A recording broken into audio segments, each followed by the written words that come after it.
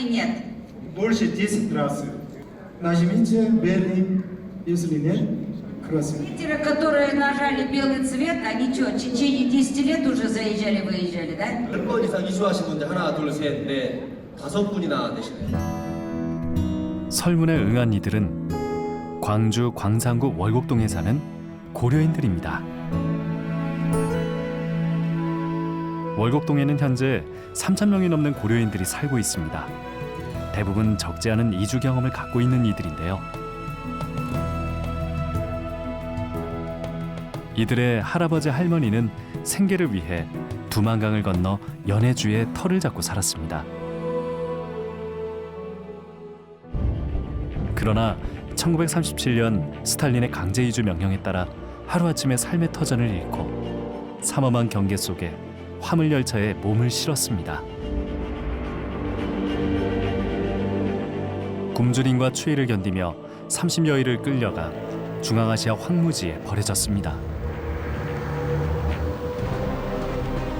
역사의 슬픈 유랑자, 고려인 디아스포라가 갔던 길. 80년 전 아픈 기억을 간직한 7,332km의 철길을 따라가 보려 합니다. 고려인 강제 이주의 길을 따라서 그 아픈 역사를 돌아보고 그리고 고려인들이 이해할 수 있는 공감대를 넓히자라는 취지로 이 프로그램을 마련했습니다. 성별도 나이도 직업도 다양한 40명의 고려인 디아스포라 동행 열차 탐방단. 이들은 이제 러시아 연해주에서 중앙아시아 카자흐스탄까지 강제 이주의 길을 따라 멀고 먼 여정에 나섭니다. 과거 고려인들이 터를 잡고 살았던 연해주부터 여정은 시작됩니다. 연해주 제1의 도시 블라디보스톡. 러시아 태평양 함대가 주둔한 군사적 요충지답게 크고 작은 해군 함정을 쉽게 볼 수 있는데요.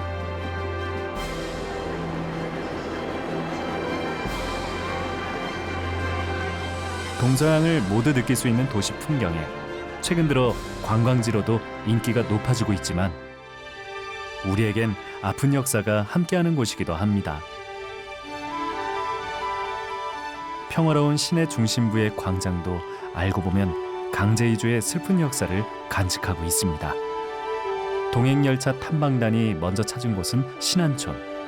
지금은 기념탑만 남았지만 한때는 한인들이 집단 거주했던 곳입니다. 원래 고려인들이 개척리라는 데서 따로 살았죠. 그런데 소련 정부에서 거기에 콜레라가 창궐 한다 해서 그 신안촌으로 이렇게 집단으로 이주를 시키는데 고려인들이 이 이주에 가면서 거기를 새로운 우리 한국의 촌이다. 새로운 우리 한인의 촌이다 해가지고 그걸 만들어가지고 거기에서 우리 각종 문화활동, 독립운동, 여러 가지 활동을 거기에 우리 인텔리들이 집결을 하게 되죠. 그래서 각종 항일 독립운동, 문화활동, 학술활동을 이렇게 하게 됩니다.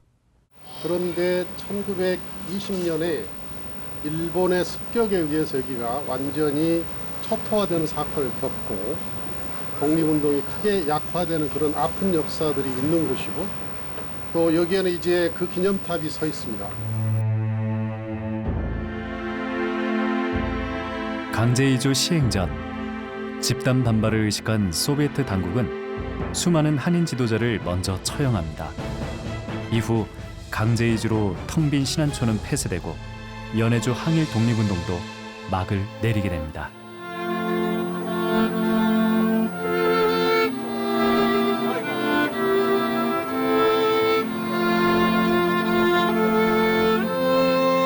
탐방단 일행은 일본과 소비에트에 의해 희생된 이들의 넋을 기리며 한 송이 국화꽃을 바칩니다.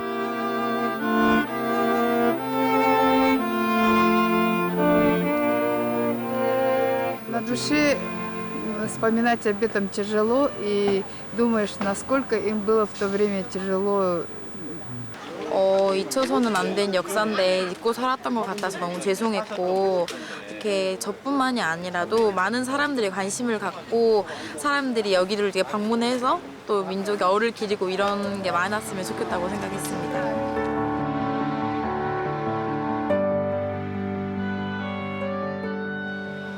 연해주 우수리스크에 자리한 고려인 문화센터. 지난 2010년에 문을 연 이곳은 고려인 동포들의 강제 이주 역사를 예술혼으로 승화하고 있습니다. 연해주 정착부터 강제 이주까지 알 수 있는 역사관도 1층에 자리하고 있습니다. 소비에트 정권이 펼친 소수민족 이주 정책에 의해 고려인은 열차에 실린다. 추위와 배고픔을 이겨내고 도착한 곳은 중앙아시아의 황무지. 영상을 보는 내내 일행들의 표정이 무겁습니다. 고려인들의 그 강제 이주 배경은 기본적으로 두 가지로 이야기를 합니다. 첫째는 우리 고려인들은 일본인과 얼굴을 구분할 수 없고 또 실질적으로 일본인 첩자 노릇을 하는 사람들이 많다. 그리고 고려인들은 앞으로도 잠재적으로 일본의 첩자가 될 가능성이 높다. 거기에 덧붙여서 중앙아시아의 농업 생산을 고려인을 이용해서 늘려가지고 소련의 경제력을 향상시키기 위한 그런 목적도 한편으로는 있었을 걸로 이렇게 봅니다. 그런데 아무 문제 없이 소련 정부에 충성하고 또 소련 정권을 수립을 하기 위해서 피땀을 흘리면서 이렇게 그 연합해서 일본군을 몰아내는데 협력을 했고 누구보다도 소련 정부에 충실했던 우리 고려인들을 단지 그 몇 명 때문에 그런 구실을 대서 전체적으로 이렇게 강제이주 시킨 것은 그야말로 일개 폭거죠. 예.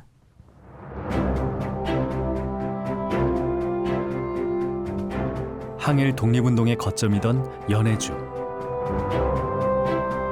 헤이그 특사로 잘 알려진 이상설 선생도 이곳 연해주에서 독립운동을 전개했습니다. 생전에 조국의 광복을 보지 못하고 순국한 선생은 죽어서라도 고국 산천으로 돌아가고파 동해로 흐르는 수이푼 강에 뿌려졌습니다.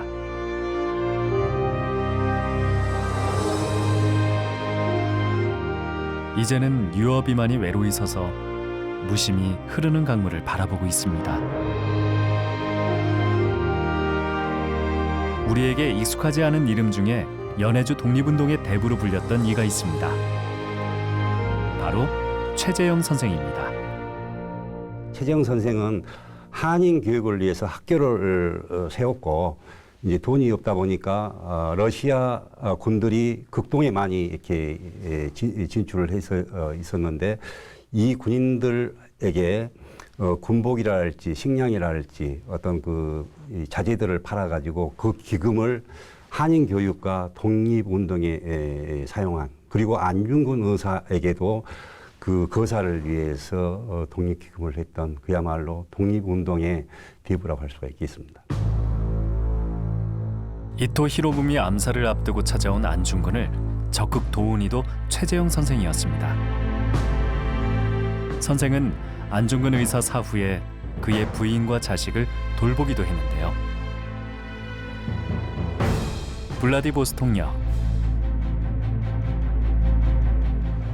1909년 안중근 의사가 거사를 앞두고 하얼빈행 열차에 올랐던 역이자 시베리아 횡단 열차의 시발점이기도 했습니다. 역사 안에는 100년 전 초창기에 횡단 노선을 오갔던 기관차가 전시돼 있고 블라디보스톡부터 모스크바까지의 철도 길이 9,288km를 의미하는 기념비가 있습니다. 시베리아 횡단 노선은 지구 둘레 4분의 1바퀴를 도는 세계에서 가장 긴 열차 구간입니다. 탐방단 일행은 야간에 출발하는 횡단 열차 탑승 준비를 합니다. 정의사, 네, 정의사님 챙겨주세요. 네. 박성희 가야 될 것 같은데요. 횡단 열차 표를 받아드니 역사의 땅으로 간다는 게 실감이 납니다.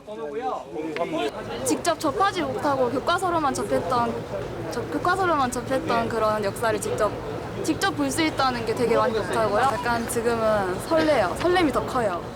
Короче, первый раз еду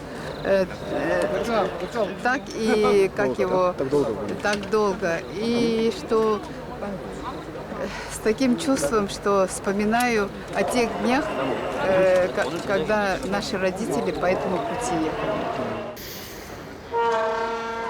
드디어 열차가 들어오고 탐방단 일행은 긴장과 설렘을 안고 열차에 오릅니다. 챙겼어 이거? 캐리어? 캐리 아니 이따 나 이거 챙기고. 신유권이 여기야 여기.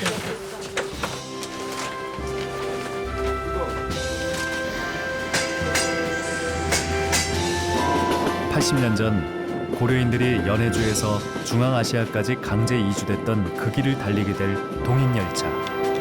12일간의 긴 여정 속 고단했던 하루가 저물어갑니다.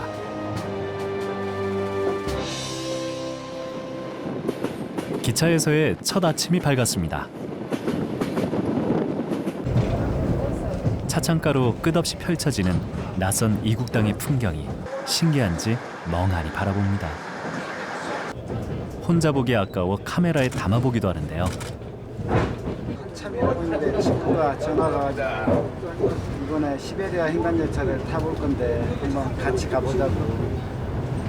평상시에 한번 가보고 싶었고 기회도 없고 그런데 이런 계기를 친구가 만들어줘서 조그만 용기를 해서 집에 가족들한테 가족이나 직장 동료들한테 양해를 구하고 지금 이 열차 이렇게 타고 있습니다. 설레기도 하고 평생에 대륙 횡단체가 언제 해보겠어요. 그래서 기획도 있고 또 호기심도 되고 궁금하기도 하고 그래서 왔어요. 근데 너무 좋아요. 일행들은 삼삼오오 모여 아침 식사부터 해결합니다. 대부분 뜨거운 물만 있으면 되는 즉석 식품들인데요. 끓는 물은 객차마다 비치된 온수기, 일명 사모바르에서 받습니다. 이야 맛있겠다. 이야 김치는 또 누가 갖다 놨어? 내 친구야. 각자 이게 하나씩 주니까 아주 좋네. 푸짐하네.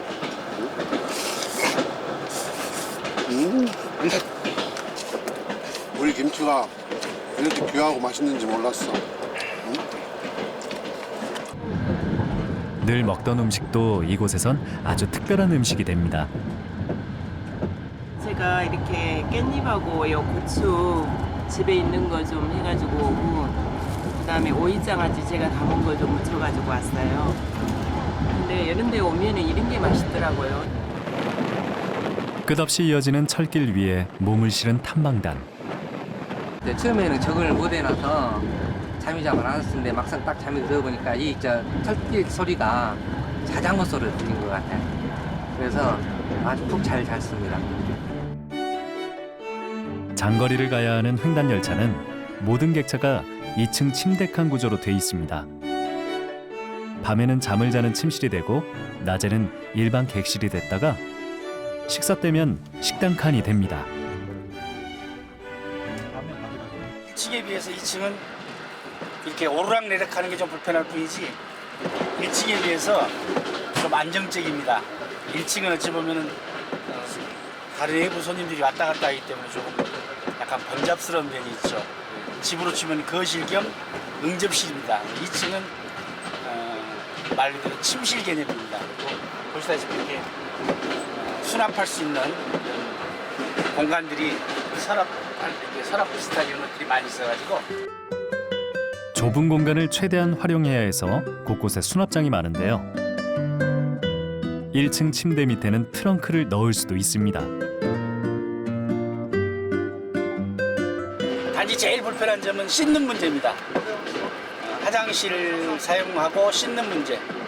특히 기차가 샤워실 기차가 있는 기차가 있고 없는 기차가 있다고 그러는데 저희가 동행하는 이 기차는 샤워실이 없어서 씻는 문제가 제일 불편합니다.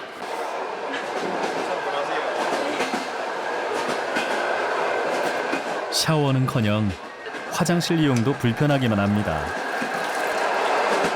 좁은 세면대에 물을 받을 수 있는 마개도 없어 고양이 세수만 겨우 할 수 있습니다. 조금 불편하고 샤워도 못 하고 다른 기차 식당도 있는데 이건 식당도 없지. 그러나 이렇게 다 함께 간 거다.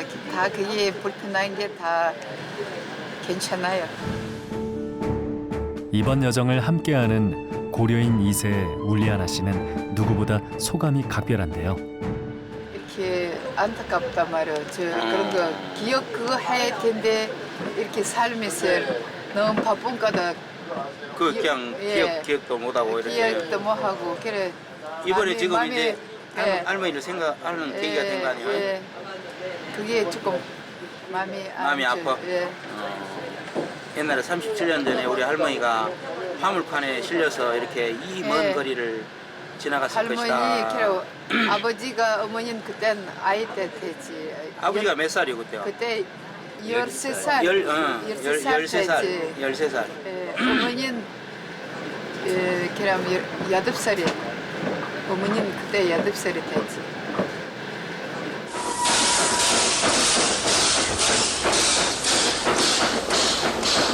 아무런 위생 시설도 없고 방한 장치도 갖춰지지 않은 화물 열차 칸에 실려 유배 아닌 유배를 떠난 고려인들.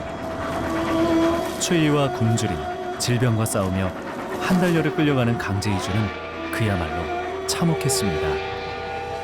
이 에조프 보고서에 의하면은 강제 이주 가정에 524명이 죽었다고 이렇게 보고서에 나와 있습니다.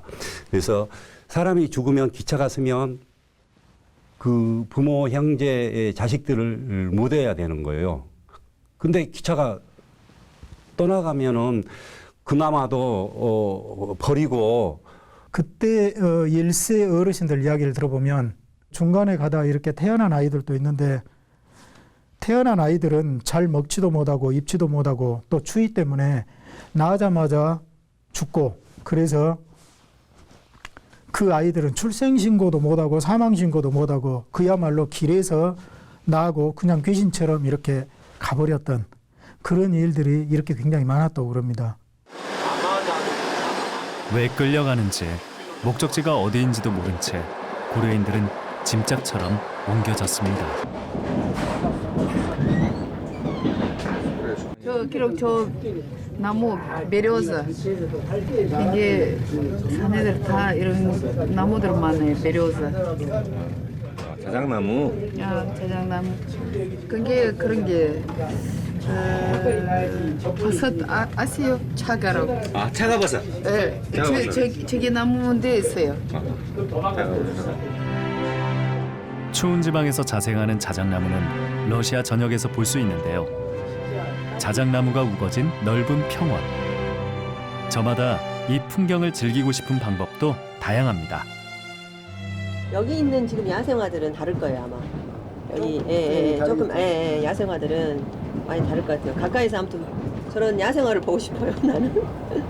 저는 한번 딱 써서 야영하고 싶어요. 텐트 치고. 텐트 치고. 낚시도 해보고 싶고 강에서.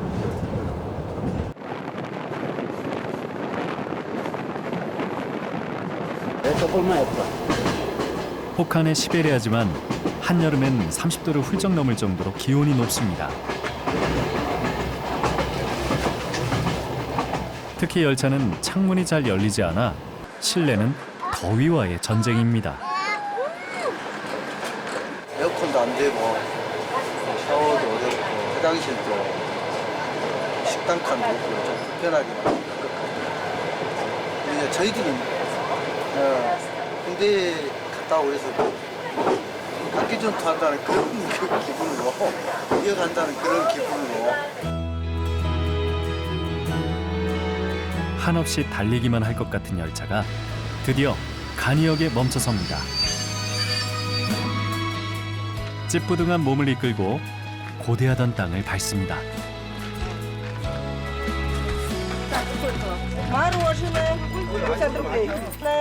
다들 더위에 지쳤는지 너도 나도 아이스크림으로 손이 갑니다. 동아 씨, 빨리 와. 아주 맛있습니다. 네. 열차에서 너무 더웠는데 아주 시원하고 좋습니다. 대여섯 시간을 가야 겨우 정차해 땅을 밟고 맑은 공기를 마실 수 있습니다.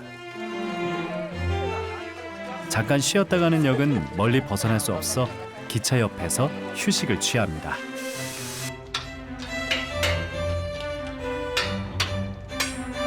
오랜 시간을 쉼없이 달려온 횡단 열차. 이곳저곳 꼼꼼하게 점검하는데요. 짧은 휴식을 뒤로하고 열차는 다시 이동을 시작합니다.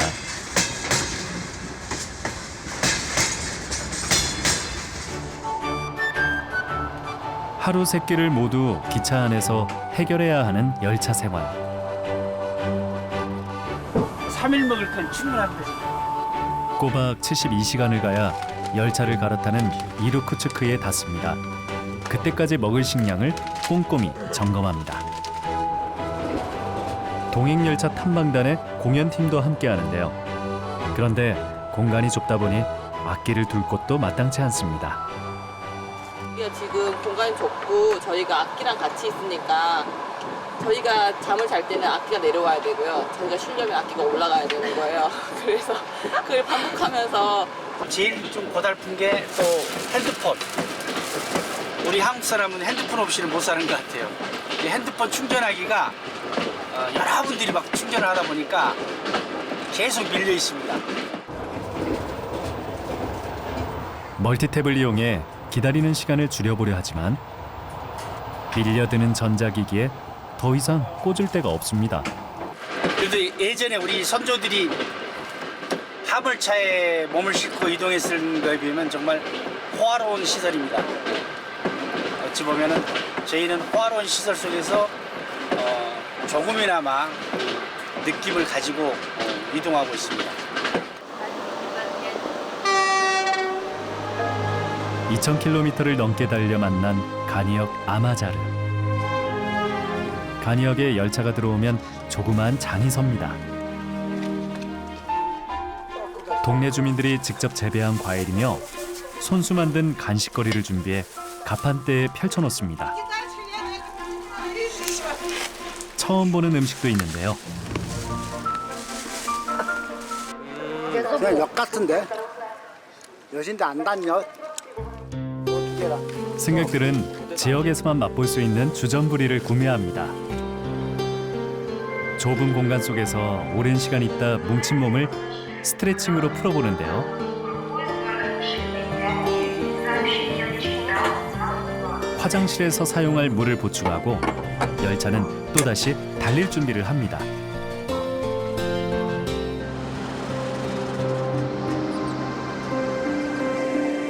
긴 시간 동안 열차를 타야 하는 탐방단. 각자 나름의 방법으로 시간을 보내는데요. 낮잠을 자거나 읽고 싶었던 책을 읽습니다.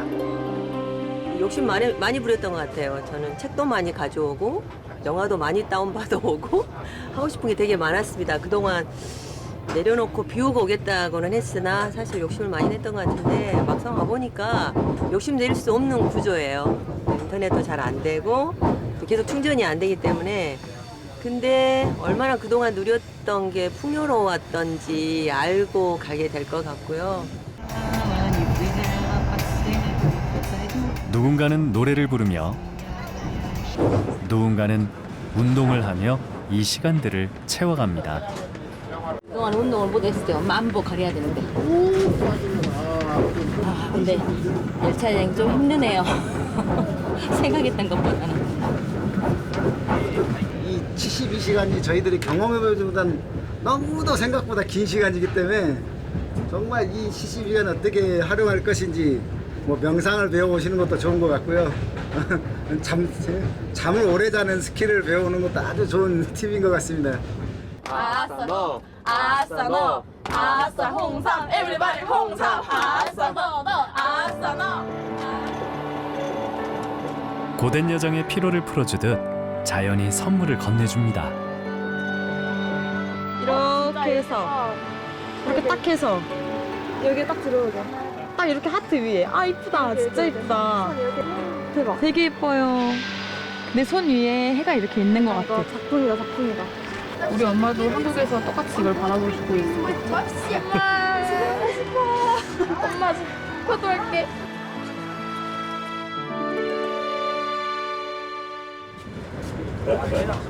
또다시 하루가 시작됐습니다. 늦잠 자세요. 아유, 안녕하세요. 아유, 잘 들으셨습니다. 머리카락은 완전히 그냥 엉망진창이 되고 창피해서 볼 수가 없어요. 촬영을 거부하고 싶습니다. 3일 머리를 못 감은 그 중년의 여성의 지금 가림입니다. 가름막이라고. 아 근데 다른 분들은 너무 멀쩡하네. 열차의 열악한 환경도 반복된 생활을 하다 보니 금세 적응이 됩니다. 탐방단 모두 첫날에 비해 능숙한 솜씨로 즉석 식품을 요리해서 맛있게 먹는데요.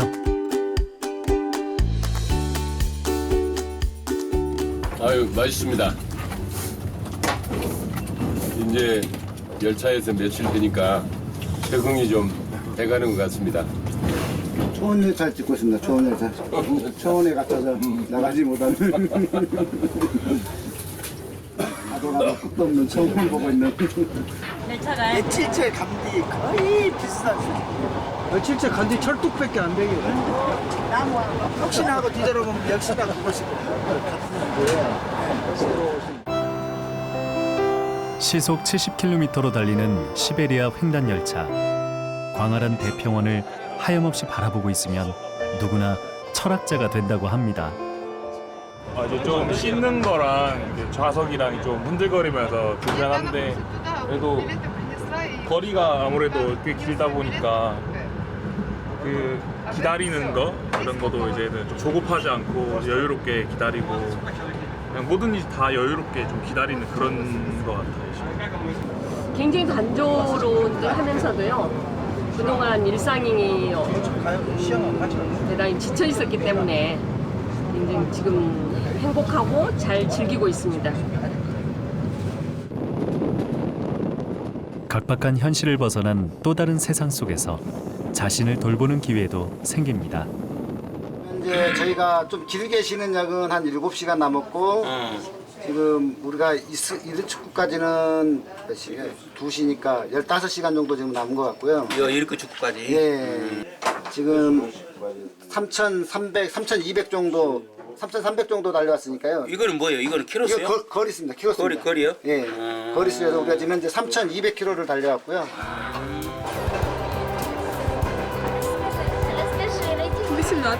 시베리아 횡단 열차에 탑승했다는 이유만으로도 이곳에선 누구나 친구가 될 수 있는데요. Ты знаешь, где Корея? Да, я знаю. Да? Я видела много дорам, корейских драм. И песни слушала. Тебе нравится? K-pop idols. K-팝이랑 뭐 드라마랑 이런 거 한국 그런 거 좋아하나 봐요. 그래서 안다고. 안녕하세요. 한국에 관심이 있다고 하자 간단한 우리말을 알려줍니다. 안녕하세요. 일리 프리벳 안녕. 난 얼굴 보기 하고 싶어. 안녕. 처음에 올 때는 좀 그냥 서먹서먹하고 이 열차 안에서 엄청 친해져 보니까 참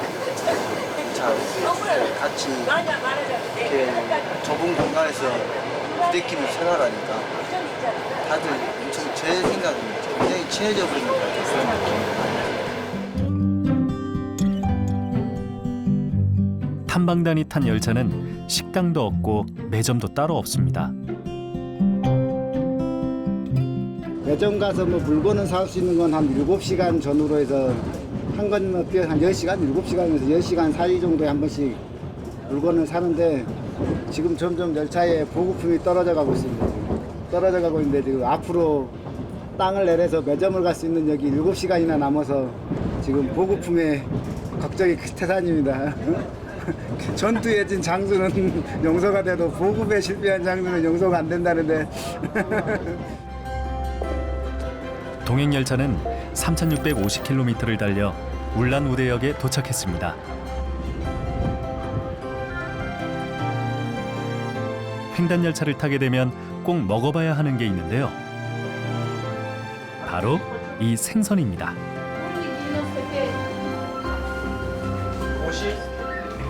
바이칼에서만 먹을 수 있는 민물고기 오물이라고 합니다. 자. 꽁치 맛이에요. 맞아, 꽁치 맛이에요. 맛있네. 아, 맞아요. 꽁치 맛이에요. 먹으면 맛 좀 봐. 아이 바이칼에서 나는 고기를 우리가 언제 이렇게 먹어보겠어요? 와 맛이 아직도 살아있어. 엄청 오물. 어마어마 맛있어. 드세요. 드시오 오물. 이름이 좀 그렇긴 하지만. 울란우드에서 4시간쯤 가니 꿈 같은 풍경이 펼쳐집니다.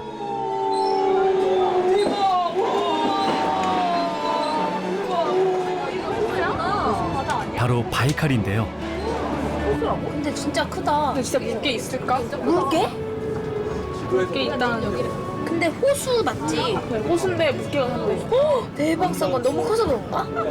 근데 어떻게 호수인데 이렇게 파도가 있는 거 같지? 그러니까 그치? 파도 있어요. 근데 이게 어떻게 호수야? 바다지 진짜. 그러니까 완전. 바다네. 또 구름이랑 너무 와. 진짜. 근데 진짜 호수가 너무 깊고 바다 같다. 진짜 한번 들어가서 수영해보고 싶어. 맞아요. 진짜. 해변도 있어.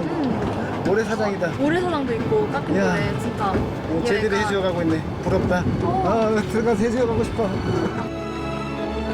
횡단열차 노선 중 가장 아름다운 구간입니다. 바이칼 호수는 지구의 푸른 눈이라는 별칭처럼 투명하고 푸른 물빛을 자랑합니다. 약 3천만 년 전에 형성된 지구에서 가장 오래되고 가장 큰 호수입니다. 20개가 넘는 바이칼의 섬 중 가장 큰 섬이며 바이칼의 정신적 고향으로 샤먼의 섬이라 불리는 아론섬.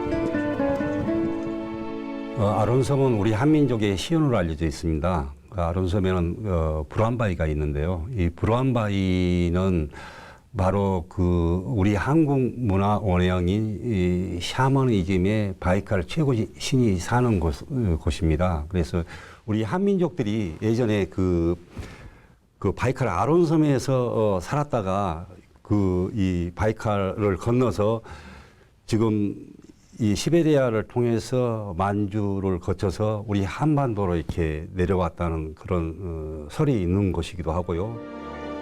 탐방단 일행은 바이칼을 좀 더 자세히 보기 위해 이루크츠크 역에서 내립니다.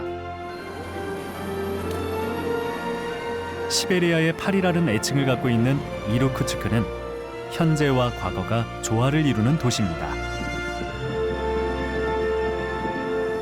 겨울에도 얼지 않는 이 강을 따라 올라가면 바이칼 호수에 닿는데요.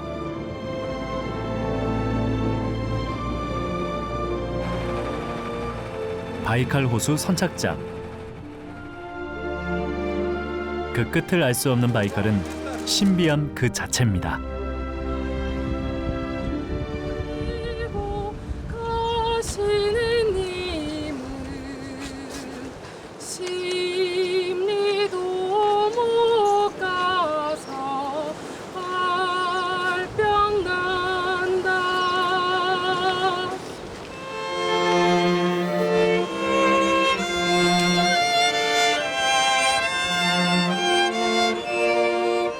낯선 땅에서 울려 퍼지는 아리랑.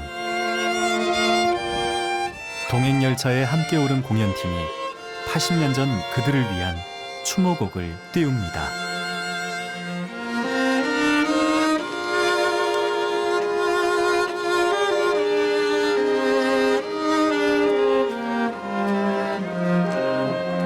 고려인들의 끝없는 이주길에 보내는 작은 위로. 차창으로만 스쳐보았을 그곳에 우리 민족의 비극이 밀려옵니다.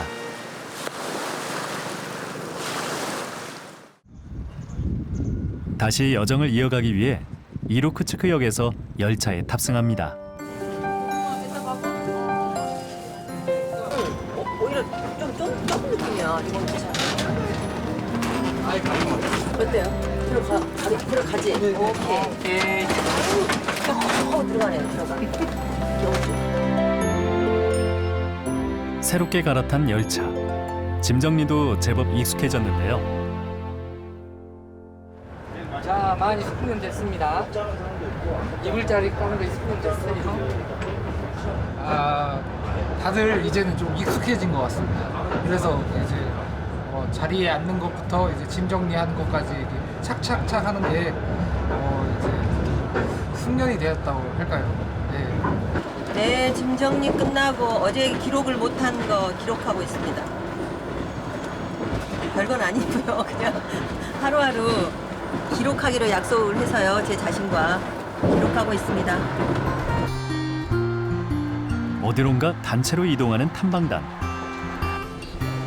운 좋게도 이 열차는 식당이 있습니다. 다 함께 모여 식사를 할 수 있어서 다행입니다. 일단 인스턴트가 아니고 자연 음식을 먹게 돼서 너무 반갑습니다. 일행들은 식사를 맛있게 한 뒤 즉석에서 열차 특강 시간을 가졌습니다. 몇 가지만 말씀드리겠습니다. 제가 가서 확인해 보니까 4가지 4대 비극이 있습니다. 신안촌 비극 1920년에 일어났습니다. 4월에. 그리고 자유시 사변 1921년 6월에 일어났습니다. 그리고 1937년 9월에 고려인 강제 이주가 있었고요. 39년에 사할린 징용이 있습니다. 이 4개 사건을 고려인 4대 비극이라고 그래요. 그러니까 1920년과 21년의 사건은 총칼을 들고 항일 독립투쟁하는 독립군이 주 타겟이었다 한다면 그로부터 약 한 17년, 16년 후에는 아예 주민들까지 해산시킨 거예요. 그렇게 해서 강제 이주돼가지고 이번에 가서 보셨지만 블라디보스톡에는 고려인들의 흔적은 신안촌의 비석밖에 없어요. 없어져 버린 거예요, 전부. 아리랑만큼 북한하고 우리가 연결시킬 수 있는 소스가 없어. 너무너무 좋은 소재예요. 그런데 이 소재를 가지고 정치적으로도 못 풀어, 군사적으로도 못 풀어. 그럼 무엇으로 풀 거예요? 아리랑으로 풀어야지요. 여기 오면서도 고려인 특강은 어떠한 형식도 없이 자유롭게 자신들의 생각을 이야기하는 식으로 진행됐습니다. 언어를 껴쳐가지고 그렇게 한 달여를 끄지고 가서 도착한 그 낯선 땅에서 손으로 땅을 파서 씨를 뿌리고 결국은 마침내 중앙아시아를 개발시킨 겁니다. 즉 강제 이주가 우리한테 억울하고 불쌍한 일이지만 뒤집어 보면 우리 민족의 가장 위대한 어떤 포인트가 거기에 있습니다. 우리는 어떤 상황에서도 어디에서도 살아남습니다. 그게 바로 우리 한국인이고 고려인입니다. 이상입니다.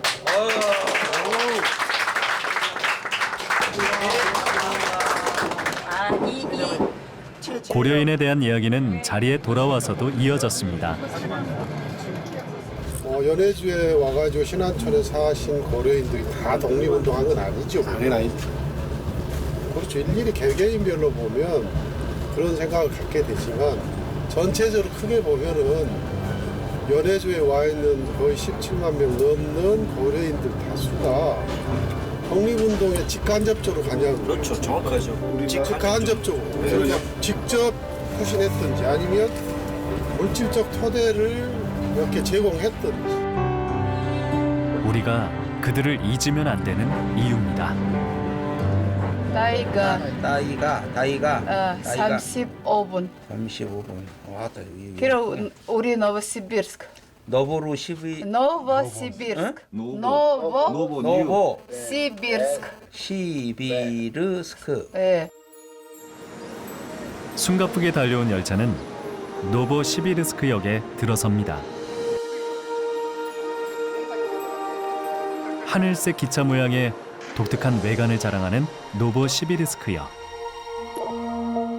이 역은 모스크바행 열차와 카자흐스탄행 열차가 분기하는 곳입니다. 탐방단 일행은 이곳에서 카자흐스탄행 열차로 갈아타야 하는데요. 일행을 실은 열차는 이제 31시간 뒤 우슈토베역에 도착하게 됩니다. 하루 정도로 가면 카자흐스탄으로 들어가서 우리는 이제 카자흐스탄에 내리지만 이 기차는 우즈베키스탄까지 가는, 그러니까 러시아, 카자흐스탄, 우즈베키스탄 이렇게 3나라를 거쳐서 가는 그런 열차라고 합니다. 새로 갈아탄 열차도 그동안 탔던 시베리아 횡단 열차와 다르지 않습니다. 탐방단은 능숙한 솜씨로 객실 정리를 마칩니다. 허허벌판 황무지 우시토페에 처음에 도달했을 때 그 느낌이 어땠을지 그걸 저희들이 보게 될 것 같고요. 거기에 사시는 고려인들로부터 그 체험담도 듣게 되고 지금 마지막 일정들이 너무 의미 있는 일들이 많이 기다리고 있어서 역시 여전히 가슴이 먹먹하고 기대하는 바가 큽니다. 예. 산림보다는 목초지가 눈에 띄는 풍경. 영문도 모른 채 버려졌던 통안의 땅. 중앙아시아에 점점 가까워지고 있습니다. 그런 생각이 들더라고요. 그러니까 제가 지금 입장에서 제가 지금까지 해온 것들이 있는데 어느 날 갑자기 이 모든 걸 놓고 다른 데로 가라. 어디로 가는지도 모르는데 식구들과 같이 떠나라. 라는 말을 들었으면 나는 어떤 반응을 보였을까. 이런 좀 그런 생각이 들면서 그분들이 그 당시에 어떤 느낌이었을까라는 생각할 수 있는 계기가 되니까 조금 더 이해할 수 있는 시간이 되었던 것 같아요. 한 130시간 넘게 열차를 타고 오면서 제 나름대로는 이 광활한 대지를 또 그리고 광활한 영토를 우리 세대와 그리고 우리 미래 세대가 점으로 연결되어 있는 우리 동포들을 우리 국내에서 우리 세대와 우리 미래 세대들이 선으로 연결하는 그런 열정이 좀 필요하지 않나 그런 생각이 듭니다. 이제 그곳이 멀지 않았습니다. 풀어놨던 짐들을 잘 챙깁니다. 135시간, 7,332km를 달려 드디어 도착한 우슈토베. 강제 이주된 고려인들이 첫 발을 내디딘 곳입니다. 1937년 9월 9일 강제 이주 열차가 출발을 해가지고 10월 9일 날 우슈토베에 도착을 합니다. 강제 이주의 최초의 정착지 카자흐스탄 우슈토베입니다.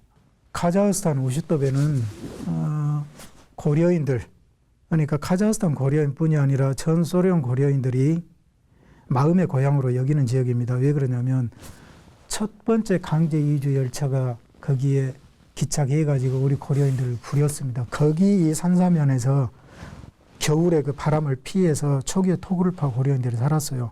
그러면서 나는 죽어도 돌아갈 곳이 없으니까 여기에 묻어달라 해서 거기에 이제 고려인들이 묘를 쓰고 그래서 거기에 고려인들의 고향이 된 거죠. 중앙아시아 황량한 벌판에 버려졌던 고려인들. 하지만 그들은 절망 속에서도 삶을 포기하지 않았습니다. 낯선 땅에서 척박한 황무지를 일구며 서서히 뿌리내리기 시작했습니다. 고려인들은 가난과 핍박 속에서도 생존과 미래를 위해 비상한 노력을 기울였습니다. 그들은 자식들에게 아픔이 물려질세라 교육에 온 힘을 쏟고 학교를 지었습니다. 모국어를 잊지 않기 위해 한글 수업도 빼놓지 않았습니다. 고려인들이 많이 살 때만 해도 여기 한글화 교육이 상당히 활성화되어 있고 그러는데 지금 가장 큰 이유는 고려인들이 우슈토베를 떠나고 우슈토베 구성원들 중에 고려인들 숫자가 줄어들으니까 한글학교 자체도 이제는 한글화 교육보다는 까자고 민족교육 쪽으로 기울어지고 있는 현실이 우리가 봤을 때는 너무 가슴이 아픕니다.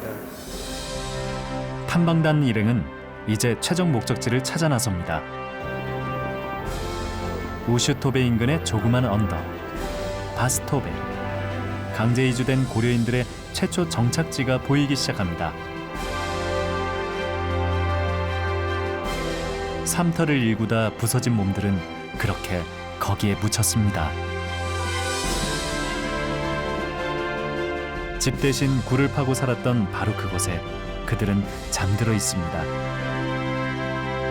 토굴을 파고 겨울을 살면서 그해 겨울에 추위와 풍토병으로 수많은 노약자와 이 어린이들이 사망했는데 그건 지금 학자들에 따라서 15,000명에서 25,000명까지 지금 이야기가 나오고 있습니다. 생각해 보십시오. 고려인이 17만여 명이 이주를 했는데 거기에서 15,000명에서 25,000명이 죽었으면 이것도 지금 정확히 밝혀지지 않은 막연한 통계로 얼마나 많은 사람이 죽어나갔겠습니까? 피 맺히고 억울한 사연을 품은 그들을 만나러 가봅니다. 이 사람은 1871년생인데 1951년도에 돌아가신 거예요. 아, 1871년이네. 네, 8월 15일 날 돌아가신 거죠. 여기 오니까 뭐 잘 때도 없고 아무것도 없으니까 말 그대로 숟가락 하나를 가지고 도구를 파서 여기서 겨울을 지냈습니다. 노약자들은 그 당시 다 많은 노약자들이 죽었어요. 그래서 시신을 치울 수가 없으니까 톡을 옆에다가 그냥 놓는 거예요. 놓으면은 겨울에 얼어서 이게 팔 수가 없습니다. 돌덩이보다 더 단단한. 그죠. 그랬겠네. 네. 뭐 그러니까 죽은 사람들이 눈 맞고 얼고 그런 상태에서 그냥 같이 사는 거예요. 그러니까 우리들은 이 조상들이 어떻게 여기까지 와서 살았는지에 대해서 사실은 기억을 해야 됩니다. 그것이 우리 한민족의 앞으로 장래, 그 동질성을 회복해 나가는데 가장 중요한 열쇠가 될 거예요. 이곳에서 살았던 고려인 후손들이 머나먼 유랑을 끝내고 고국을 찾아 광주 월곡동 안산 떼골 마을로 모이고 있습니다. 우리 광주 월곡동에 와 있는 고려인들도 바로 이분들과 배를 같이 하는 후손들이고 우리 같은 민족, 같은 문화로 정말 따뜻하게 더불어서 함께 살아야 되겠다라는 각오를 새롭게 하고 현재 고려인들이 직면한 국적 회복이나 영주권 침해, 국내 정착 문제를 우리가 다 함께 해결해 나가야 되겠다 하는 의지를 가지게 됩니다. 시인은 고단했던 그들을 위해 시 한 구절을 바칩니다. 중앙아시아에서는 스스로 고려인이라 부른다. 그들에게는 조국이 없다. 없어져 버렸다. 원동에서 기차에 실려 화물칸에 실려 도착지도 모른 채 뿌려진 곳 중앙아시아. 땅굴 속에서도 죽지 않았던 사람들은 장군이 되고 영웅도 되고 가수도 되고 첩이 되기도 했다. 동해물과 백두산을 모르고도 살아간다.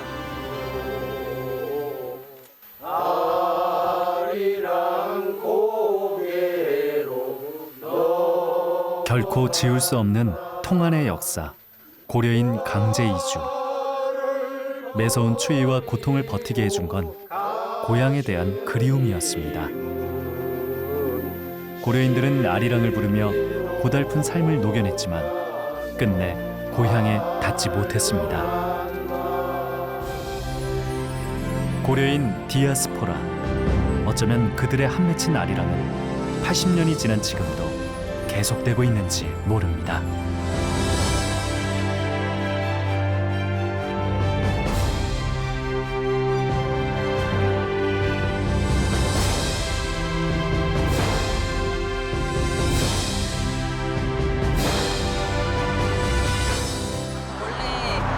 이제 시를 좀 공부하면서 그 시를 알고 있었거든. 고려인을 위하여라는 시를 알고 있었거든.